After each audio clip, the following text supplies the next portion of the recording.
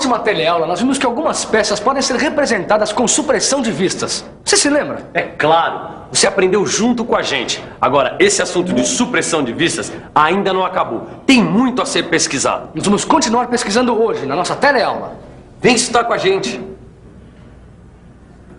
Na teleaula de hoje, nós vamos ver como representar peças compostas com supressão de vistas. Vamos conhecer também o símbolo indicativo do diâmetro, além de aprender sobre a representação com supressão de vistas em corte. Sabe uma coisa que eu estava notando olhando esses desenhos aqui? Todos eles são sobre supressão de vistas em peças prismáticas. Tem até peças piramidais. Mas será que é possível suprimir vistas numa peça cilíndrica? Tá aí uma coisa que eu não tinha pensado. Bom, mas eu acho que sim. Eu não vejo por que não. Na verdade, eu acho que é melhor a gente pesquisar. Vamos pensar um pouco? Vamos pensar um pouco. Em primeiro lugar, vou imaginar uma peça cilíndrica e as suas medidas. Esta é uma boa forma para investigar se eu posso suprimir ou não alguma vista. Deixa eu imaginar agora a projeção da peça em 3 vistas. Olha lá, a vista frontal e a vista superior são iguaizinhas. Como a vista frontal é a vista principal do desenho técnico, eu vou suprimir a vista superior. Viu só? Examinando as vistas frontal e lateral devidamente cotadas, já dá para imaginar a forma e o tamanho da peça representada. Então dá para representar essa peça com 2 vistas. E se eu quisesse representar em vista única? Acho que aí eu vou ter problemas. Observando só a vista frontal, é impossível saber se a peça tem forma prismática, cilíndrica ou outra qualquer.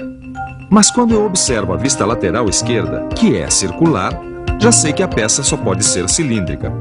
Em vista única não dá para saber mesmo se a peça é cilíndrica. Bom, para representar uma peça cilíndrica com 2 vistas, a resposta é sim. Numa vista única, é impossível. Eu tô certo? É errado. É possível sim representar a peça cilíndrica em vista única. Basta você transmitir a ideia da forma da peça. Como? Você lembra quando você aprendeu o símbolo indicativo do quadrado? Pois é, agora você vai aprender como utilizar o símbolo indicativo do diâmetro. Olha aqui. Este símbolo é colocado ao lado da cota que indica o diâmetro da peça. Está vendo bem aqui? É a vista frontal da peça cilíndrica que você acabou de ver. Olha o sinal indicativo de diâmetro junto à cota 30 milímetros. Você reparou que com apenas essa indicação a interpretação da peça pode ser feita normalmente? Portanto, peças cilíndricas podem ser representadas com supressão de vistas e até em vista única. Miguel, seria bom mostrar um exemplo de peças cilíndricas com elementos. Boa ideia. Peças cilíndricas com elementos também podem ser representadas com vista única. Isso vai fazer você entender ainda mais o que a gente acabou de explicar. Olha aí um bom exemplo. Uma peça cilíndrica com espiga redonda e furo passante, representada em perspectiva. Agora dá uma olhada na projeção em 2 vistas. Bem, com essas 2 vistas já dá para ter uma ideia total da peça, concorda? Você reparou que na vista frontal não dá para saber se a peça é cilíndrica ou não? É a vista lateral esquerda que dá a indicação. Se quisermos tirar a vista lateral esquerda para representar a peça em vista única, vamos ter que usar o símbolo indicativo de diâmetro.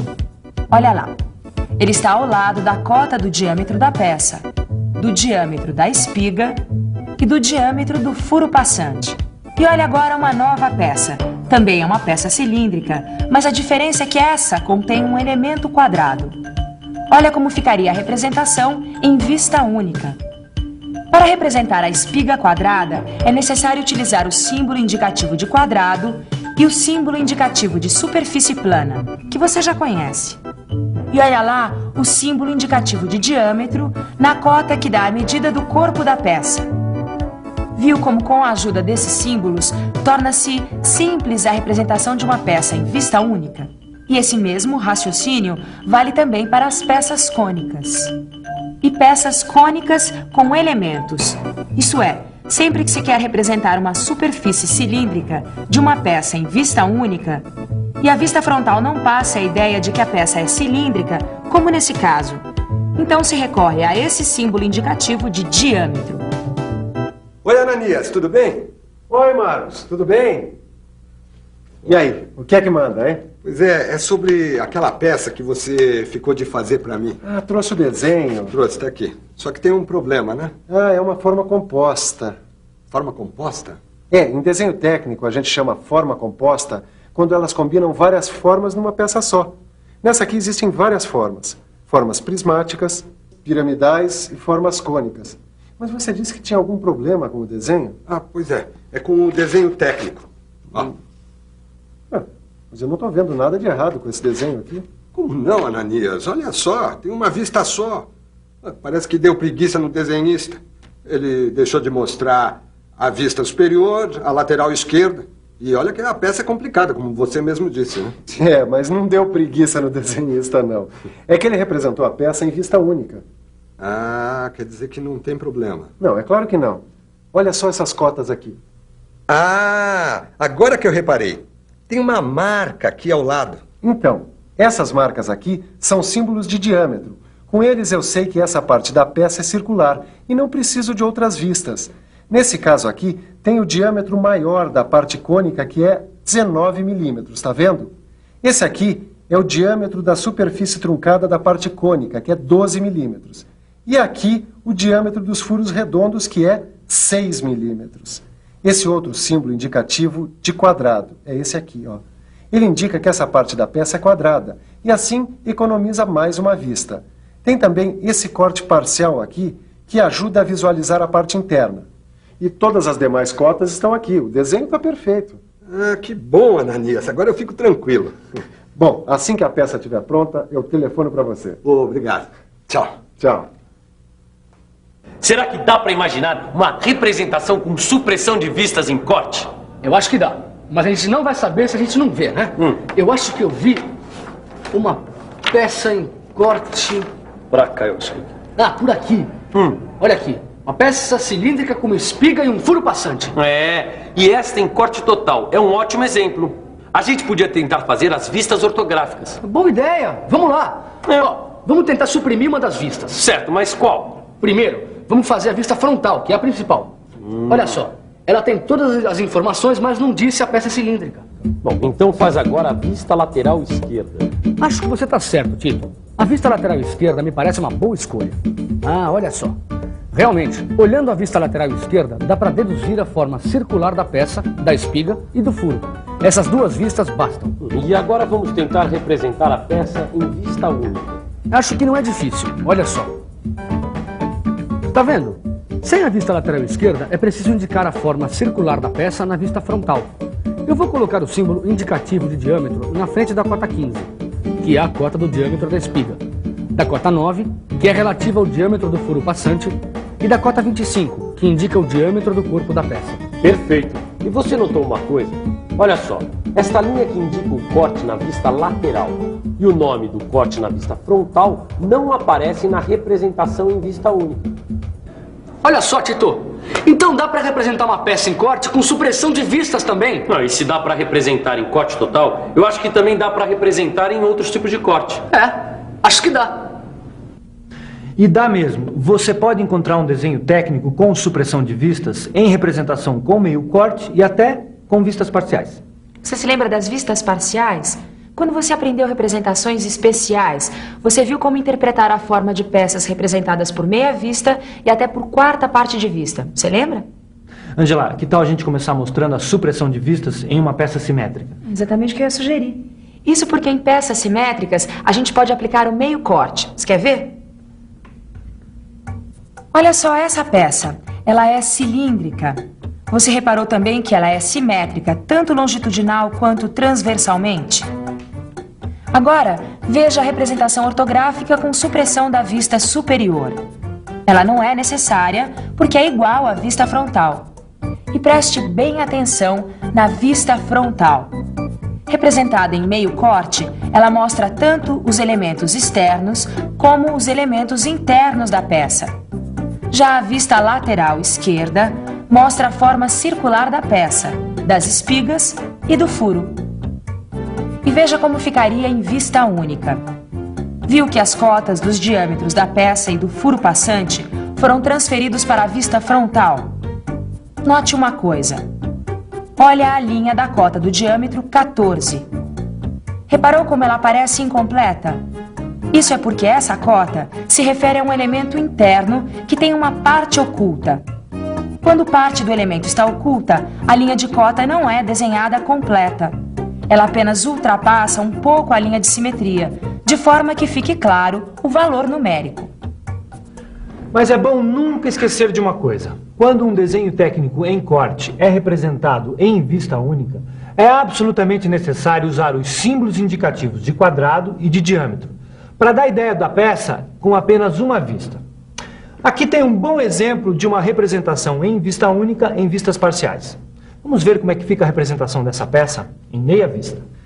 Nesse caso aqui, o desenho técnico pode ser representado sem corte ou com corte. Repare bem numa coisa.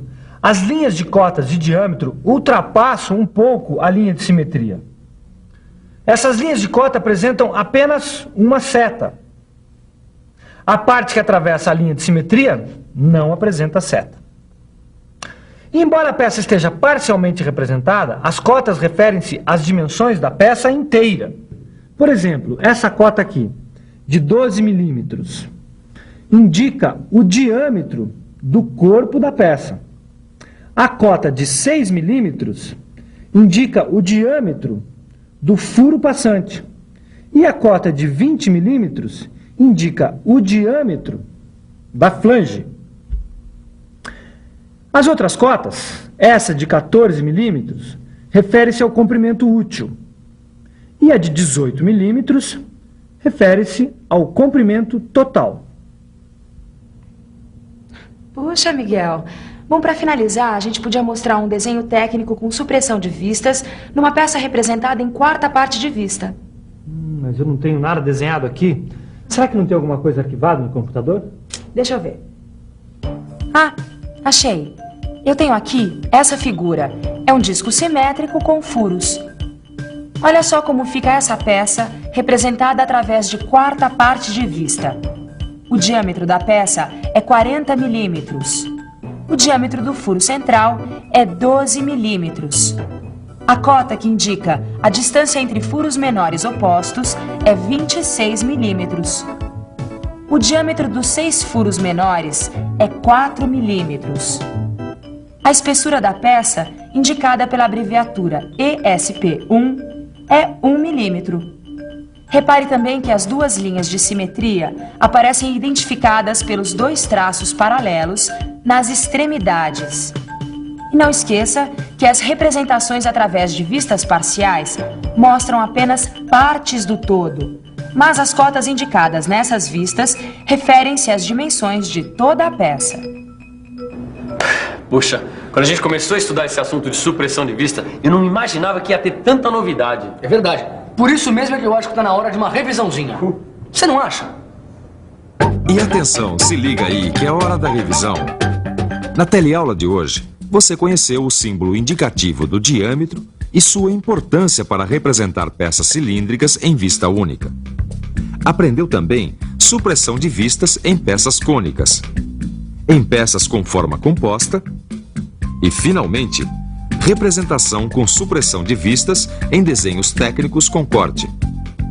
Para nós que trabalhamos com mecânica, saber ler e interpretar um desenho técnico é fundamental. Por isso, não deixe de praticar. No seu livro, você vai encontrar exemplos e exercícios que vão deixar você um craque.